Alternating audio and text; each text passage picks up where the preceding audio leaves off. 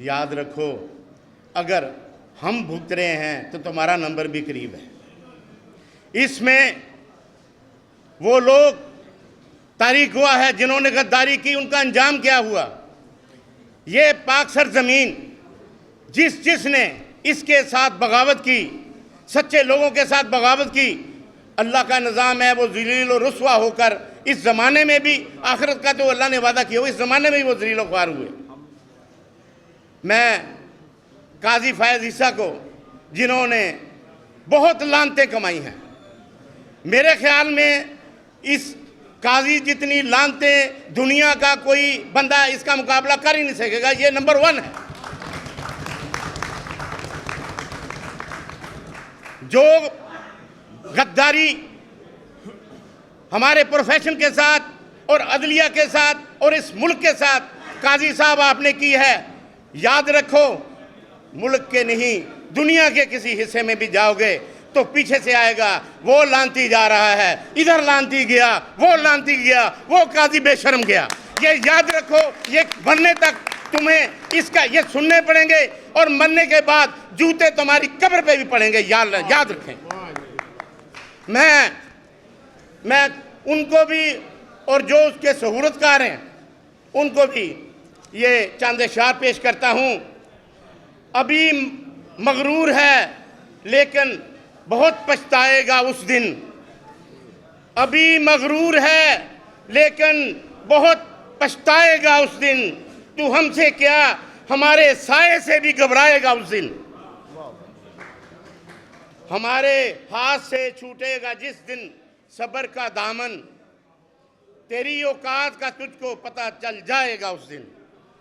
काजी साहब और उसके सहूलतकारों को मैं कहता हूं कि याद रखो, तुमने जो आग लगाई हुई है ना, ये आग जब तुम्हारी तरफ बढ़ेगी तो फिर तुम ये आग नहीं देखेगी कि किसका घर है।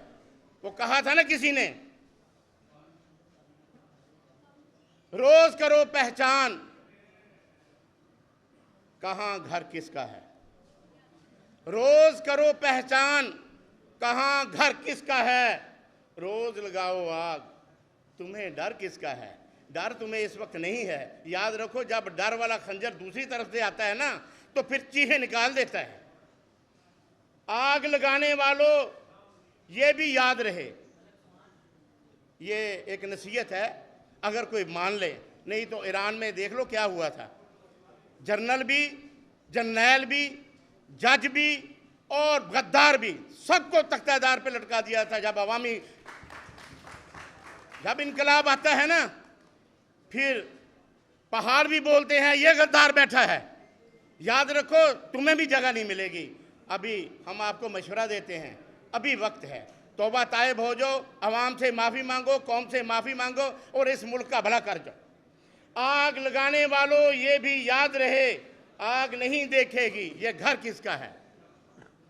मैं मोअज़्ज़ज़ काबीना का शुक्रिया अदा करता हूँ कि उन्होंने ये हंगामी इजलास हमारे एक मोअज़्ज़ज़ साथी इंतज़ार पंजोता की गिरफ्तारी के बाद किया है। ये अकेला इंतज़ार पंजोता नहीं है। याद रखें, मैं आपको बताऊं, ये टेस्टर लगाते हैं। ये जो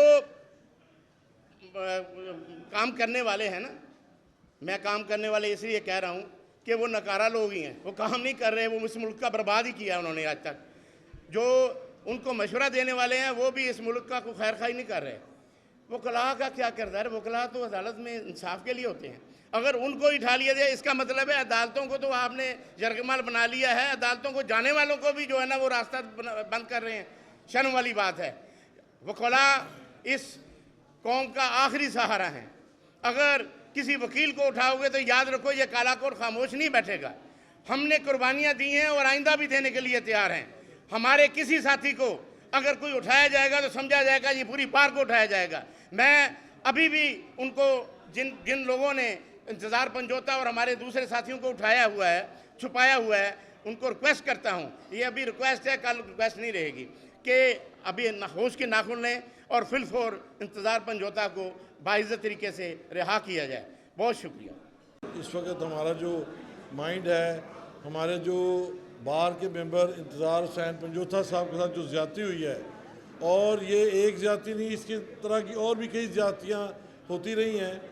मैं आप सब दोस्तों के बिहाफ पे हुकूमत वक्त से ये मुतालबा करता हूँ कि फिल फोर कोई भी हमारा बार का मेंबर किसी भी एजेंसी या पुलिस फोर्स या किसी भी इदारे ने बग़ैर किसी कानूनी जवाज़ के उसको गिरफ़्तार किया है तो उसको फ़ौरन रिहा करें, और अगर ये वतीरा दुरुस्त जो ना किया गया तो हम अपना पूरा हक रखते हैं कि फिर हम अपने मामलात के तहफ़्फ़ुज़ के लिए खुद सड़कों में भी निकल आएंगे। आज के इस हाउस की जो करारदाद है, फिल फोर इंतज़ार पंजोथा साहब और इस तरह के सब दोस्तों को रिहा किया जाए, और उसके साथ साथ ये जो गैर आइनी और सियासी किस्म की अमेंडमेंट है इसको टोटली हम रिजेक्ट करते हैं। और इसमें हमारा फर्दर लाहेअमल ये है कि हमने पूरे पाकिस्तान में वकला की जो बेदारी की लहर है, जो इस चीज़ के मुकाबले में सीधा सबर हो चुकी है, 25 तारीख को हम पूरी कौम यौम निजात बनाएंगे। काजी फाइज साहब के जाने का दिन है और हमारी नई जो सुबह है उसके शुरू होने का दिन है।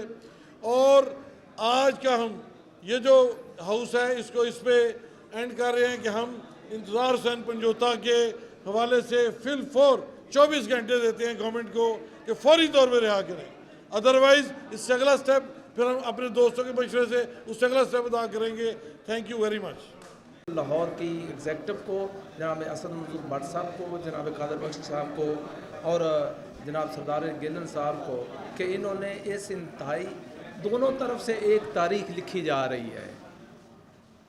एक तरफ जुल्म बर्बरियत कानून और हमारे आइन जो है उसको फंडामेंटल्स को तब्दील कर दिया गया है, और वो भी एक तारीख लिख रही है एक जालिम पार्लियामेंट जो ख़ुद को आज़ाद और ख़ुद मुख्तार पार्लियामेंट कह रही है। एक तरफ आप एक तारीख लिख रहे हैं कि आप पाकिस्तान के आइन को बचाने की कोशिश कर रहे हैं, आप पाकिस्तान के अवाम के हकूक़ को बचाने की कोशिश कर रहे हैं, आप पाकिस्तान के अवाम की आज़ादी की जंग लड़ रहे हैं। मैं आपको खराज तहसीन पेश करता हूँ इस बुरे वक्त के अंदर जब सारे अदारे खामोश हो गए, जब मैं कन्फेस कर रहा हूँ यहाँ पर खड़ा होकर कि मेरी पंजाब बार काउंसिल जिसका मैं मेंबर हूँ वो लोगों के हकूक़ का तहफ़्फ़ुज़ ना कर सकी, जो Punjab bar council, Pakistan bar council, हमारे सुप्रीम कोर्ट बार एसोसिएशन, जब इस जुल्म में, जब ये कैसा दौर है जिसमें लाहौर हाई कोर्ट का एक वकील को अगवा कर लिया जाता है, उसको हम बाजियाब नहीं करवा सकते। हम कहते हैं हम लोगों के हकूक़ की जंग लड़ रहे हैं। मैं आपको